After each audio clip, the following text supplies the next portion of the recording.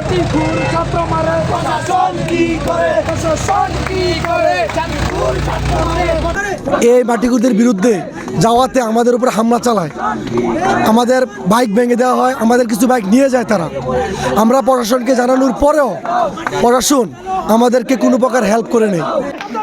ছাত্র মারে প্রশাসন কি করে, মাটিকুর ছাত্র মারে প্রশাসন কি করে।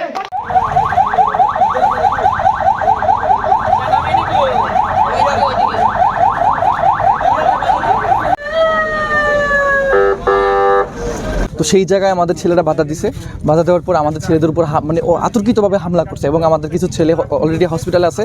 মাটিকুরের ঠিকানা হবে না, মাটিকুর ছাত্র মারে প্রশাসন কি করে, প্রশাসন কি করে, মাটিকুর ছাত্র মারে প্রশাসন কি করে, মাটিকুর ছাত্র মারে, মাটিকুর ছাত্র মারে প্রশাসন কি করে। এই ঘটনা আজকে নেককার ঘটনা ঘটছে যে ছাত্রদের উপর অ্যাটাক করছে যারা আপনারা বলতেছেন।